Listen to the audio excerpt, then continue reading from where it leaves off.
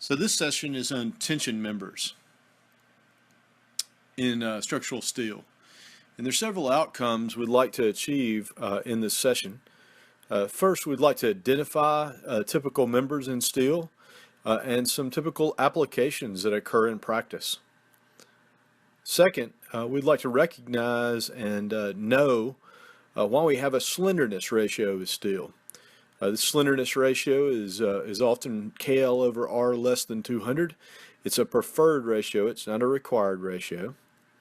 Then we would like to recognize two fundamental failure modes of steel tension members, and then take those failure modes and apply them in practice.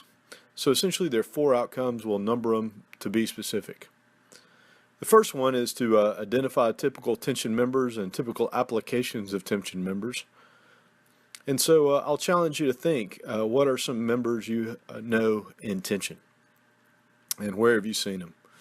So for me, there's several types of common applications that I've seen. First of all, I think of angles and I think of rods or threaded members. Sometimes those members have turnbuckles.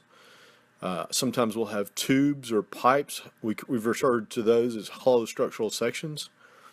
Also wide flanges or WT. Really any steel member we've talked about could be used as a tension member. So they occur in various forms. If you think about the stairwell hangers, oftentimes those are made out of rods or angles. The ones in the main stairwell and the Gorey Center are tension members. These are also often used to hang catwalks or running tracks. The other application that's pretty common, if you think about window buildings and maybe a compression strut, the diagonal member is often in tension. And that tension is a brace, so it could be a brace. We could also talk about trusses. The second outcome we'd like to get today is to recognize and know why we have a slenderness ratio, and then to be able to apply it. So the fundamental approach is that we want to select tension members so that KL over R is less than 200. KL is a function of the length. R is really square root of I over A, which is really a geometric property. And it begins to look a lot like L over D less than 50, which we talked about with wood compression members. But this is really a tension member. And so what does this ratio do for us? And so I would challenge you to turn off your computer for a second and think about why we might have this ratio.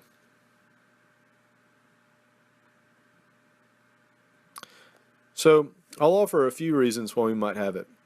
One is constructability. Can you imagine having a 40-foot long, half-inch diameter rod and how hard that would be to work with in practice?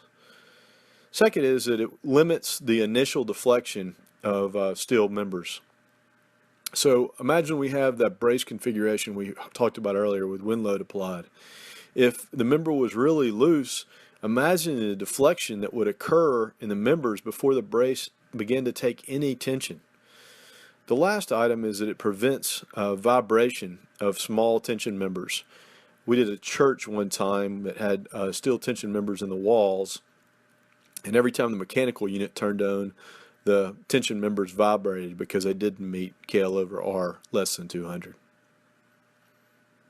So now let's look at an example in practice. Let's look at a W16 by 26 tension member, 40 feet long.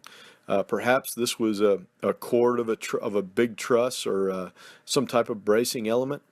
And the real question does it meet KL over R less than 200? And so KL is the length. We'll take K equal to 1 for now. The length of 40 feet converted into inches gives us KL equals 480 inches. R is a geometric property found in the section 1 of the manual of 1.12 inches. And if we do this math for KL over R, then we find that we have 480 over 1.2, and this is 428, which is much greater than 200. And so it's no good. And so there's several different solutions. We could pick a bigger member. We could also put some initial tension in this member before the load application so that the member was effectively in tension before any load was applied, and we had effectively negated any need to meet KL over R less than 200.